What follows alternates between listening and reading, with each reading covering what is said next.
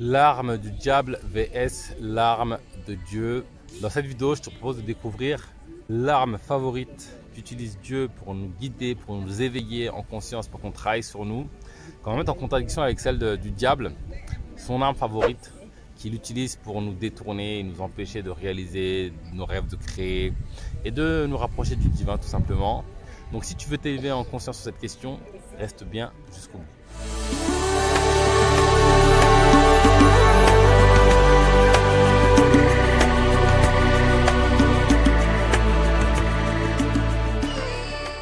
Bonjour, bienvenue dans Enquête spirituelle, la première chaîne qui traite en profondeur des réalités spirituelles. Je m'appelle Bakar Niakhaté et sur cette chaîne, je te parle de connaissance de soi et de spiritualité, car c'est en s'éveillant sur cette question que nous, l'humanité, nous allons bâtir un monde meilleur, nous rapprocher du divin et réussir notre passage sur Terre. Donc si toi aussi tu veux t'éveiller spirituellement, trouver la plénitude sur tous les plans spirituels, matériels, deux choses à faire. La première, abonne-toi à la chaîne. Active la cloche de notification pour être sûr de ne pas rater les vidéos puissantes comme celle-ci que j'y partage chaque semaine. Et 2, va dans la barre de description et accède gratuitement à un test de personnalité. C'est un premier pas vers l'éveil, car celui qui se connaît, connaît le tout. Ça étant dit, rentrons dans le vif du sujet. L'arme de Dieu vs l'arme du diable. Il faut que tu saches que le diable utilise comme arme favorite la peur. Il utilise toutes nos peurs pour nous empêcher de réaliser des rêves. Il utilise toutes nos peurs pour nous contrôler, c'est-à-dire qu'il va utiliser la peur, l'illusion pour que par instinct de survie, par besoin de s'en sortir et d'être toujours vivant, eh ben, on va faire X, Y, Z choses. Et donc c'est le joug de la peur qui nous pousse à faire des choses même si elles sont en contradiction avec qui on est, avec notre être profond. Ce que je crois au passage, c'est une petite parenthèse, c'est que la peur, c'est comme une boussole. Et en fait, en aucun cas, elle doit nous empêcher de faire ce qu'on est censé faire. Elle doit juste... elle nous montre un voile sur le cœur. Parce que quand on a peur, c'est qu'on ne connaît pas une expérience. Quand on rentre en connaissance de l'expérience, ben on n'en a plus peur. Et très souvent, derrière la peur se cachent des trésors pour nous. Et c'est vrai que le diable utilise beaucoup la peur pour nous détourner, pour nous contrôler, pour impacter nos vies.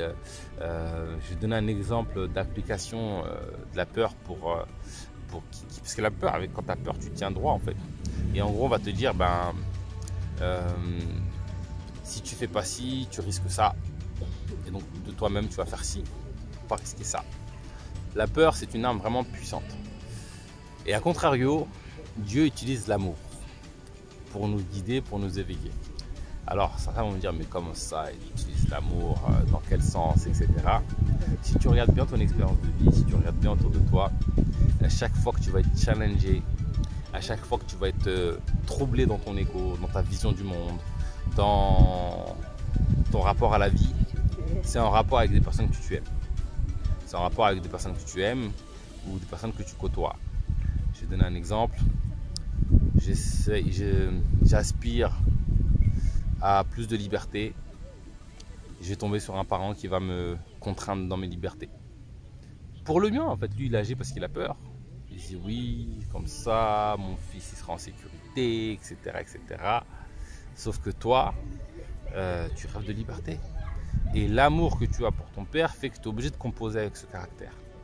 Tu es obligé de composer avec ce caractère. Tu es obligé de changer ta vision du monde pour trouver un équilibre, sinon tu vis l'enfer sur terre. Et en fait, Dieu va faire beaucoup ça. Tout ce que tu as travaillé dans ton cœur, dans ton âme, dans ton esprit, va venir se refléter à travers les personnes que tu aimes. Si je ne supporte pas l'injustice, je ne supporte pas ça pour de nobles raisons. Parce que la justice, c'est beau, c'est juste, c'est bien. Dieu va mettre sur mon chemin un enfant injuste. Si ce n'est pas un enfant, ça va être un conjoint injuste. Si ce n'est pas un conjoint, ça va être un patron injuste. Il va utiliser en fait l'amour que je peux avoir pour les objets, pour une expérience, pour me forcer à être confronté à ce déni.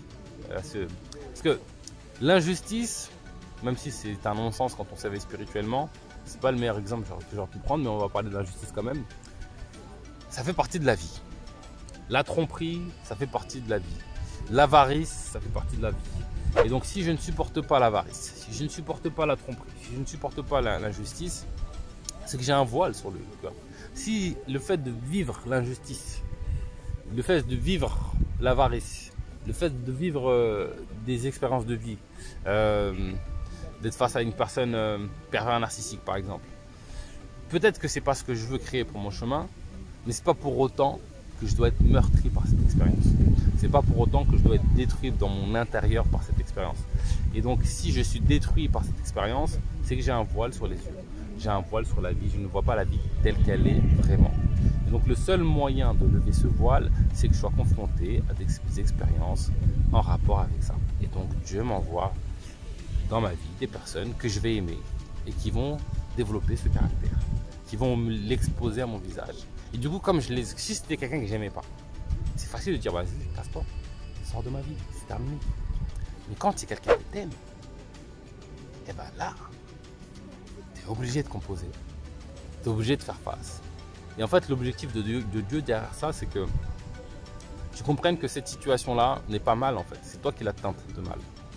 Dans un cadre particulier, dans un contexte particulier, cette situation est la juste chose à faire. Crier, mentir, tricher, je sais pas, peu importe le caractère.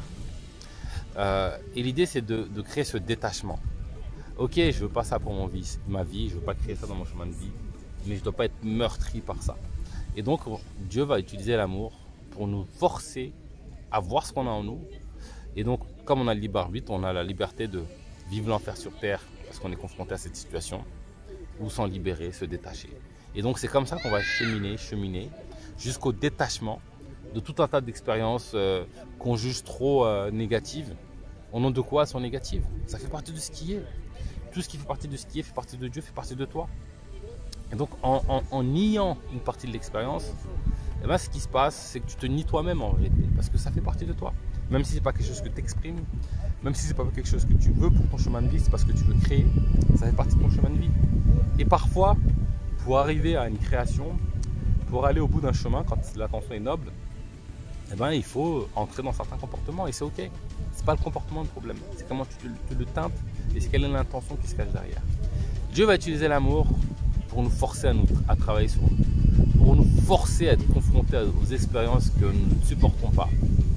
Et même si ça fait mal à vivre, si on parvient à dépasser tout ça, on grandit en conscience, on s'éveille spirituellement et on trouve le paradis intérieur. Le jour où tu dépasses le mal que tu vis quand tu es face à une personne colérique, quand tu es face à un tricheur, à un menteur, à un voleur, ça ne veut pas dire de laisser faire. Ça veut dire juste ne pas être meurtri. Je vais te donner un exemple pour que tu comprennes. Admettons, je suis dans la rue et quelqu'un m'insulte de tous les noms. Connard, salopard, maigrichon, ce que tu veux. On est d'accord, c'est pas ce que je veux pour mon chemin de vie. La plupart des humains ne veulent pas ça pour leur chemin de vie. Mais est-ce que pour autant, je suis obligé de souffrir de cette expérience? Est-ce que je suis obligé de souffrir en moi-même de cette expérience? Non. Je ne suis pas obligé de souffrir de cette expérience. Et donc, c'est l'enseignement du divin. Mais c'est pas que. Dieu utilise aussi notre amour pour la vie, notre amour pour les choses, notre amour pour les objets, pour qu'on s'éveille en conscience. Je sens que tu vois de quoi je veux parler quand je dis ça, ou là où je veux en venir. Je rêve de devenir numéro 1 dans mon secteur. Je suis footballeur par exemple, chanteur, comptable. Je veux gagner des échelons. Et si je veux devenir numéro 1 dans mon secteur, parce que j'aime cette expérience, parce que je suis attiré par cette expérience, et c'est mon attirance pour cette expérience qui va faire que Dieu va me mettre dans mon chemin des challenges. Un peu comme on voit dans les films ou dans Hercule, etc. C'est-à-dire qu'il y a les 12 travaux. Et en fait, chaque travaux va faire que tu vas travailler un voile sur ton cœur. Et donc, si tu veux devenir numéro 1 dans ton secteur, tu vas être amené à travailler sur toi, mon gars. Tu vas être amené à travailler sur les voiles de ton ego. Tu vas t'amener à t'éveiller en conscience sur le sens de la vie. Et si tu vas au bout de cet éveil, tu vas être amené à trouver Dieu en fait, à rentrer dans cette connaissance de Dieu. Et c'est ce qui se passe dans notre expérience de vie humaine. L'amour qu'on peut avoir pour une chose va nous pousser à faire tout un tas de changements intérieurs, tout un tas de changements d'état d'esprit. Et l'idée, c'est que derrière ça, non pas, même si l'objet de ton désir, il est intéressant, c'est que tu trouves le divin derrière ça. C'est ça l'enjeu derrière. Il nous met tous ces challenges dans notre chemin pour qu'on travaille nos voiles afin de retrouver le divin. Et quand tu purifies ton cœur de tous les voiles, ce qui te reste à la vue, c'est la vue du tout, la vue de Dieu, la vue du divin. Tu vois Dieu dans toute chose, dans toute expérience. Tu aimes toutes les expériences, quelles qu'elles soient. Tu les contemples, tu vois la sagesse divine qui se cache derrière chaque expérience. Et c'est ça l'idée, parce que quand tu es dans cet état, il n'y a plus rien qui peut te troubler. Même si aujourd'hui on est dans un monde où tout le monde est meurtri par ce qui se passe, par les événements extérieurs, non, c'est pas normal en fait. La norme, c'est que rien, ni personne, ni quoi que ce soit puisse troubler ton bien-être intérieur. La norme, c'est d'être en paix, peu importe les circonstances. La norme, c'est d'être en paix, quoi qu'il arrive. C'est ça la norme. Même si peu d'humains l'expérimentent, c'est ça la norme. Et si tu n'es pas en paix, c'est que tu as un voile sur le cœur. Et un bon moyen de lever tes voiles, un bon moyen quelque part de te forcer à lever tes voiles, un bon moyen de faire en sorte que tu utilises ton libre arbitre pour lever tes voiles, c'est l'amour. Parce qu'en réalité, tout est aimable. On peut tout aimer. Une expérience, même si tu vois, les expériences qu'on peut qualifier de négatives, de désagréables, de désastreuses, même ces expériences, on peut les aimer. On peut tout aimer. Tout, absolument tout dans le monde, dans la vie, est aimable. On aime les choses parce qu'on les connaît. Et si on ne connaît pas, en fait, en général, on est dans l'ignorance, on ne sait pas. Et quand on a peur d'une chose, c'est parce qu'on ne la connaît pas. Et dès qu'on rentre en connaissance, on finit tôt ou tard par l'aimer. Et donc, la force de la vie fait en sorte qu'on finit par être attiré inconsciemment par l'homme ou la femme qui va révéler en nous tous nos voiles. On va être attiré par les expériences qui vont nous forcer à travailler sur tous nos voiles. Et c'est ainsi. Alors, certains vont peut-être penser que c'est dommage, mais au contraire, c'est magnifiquement bien orchestré. Parce que ce qui va se passer derrière, c'est que cet amour que tu peux avoir pour les choses va te pousser à t'éveiller. Et quand tu vas t'éveiller, tu seras en paix, peu importe les circonstances. Voilà, c'est tout pour aujourd'hui. Si cette vidéo t'a plu, je t'invite à laisser un pouce bleu, like, partage. Dis-moi en commentaire ce que tu en as pensé. Et je te donne rendez-vous très prochainement pour du nouveau contenu autour de l'éveil spirituel.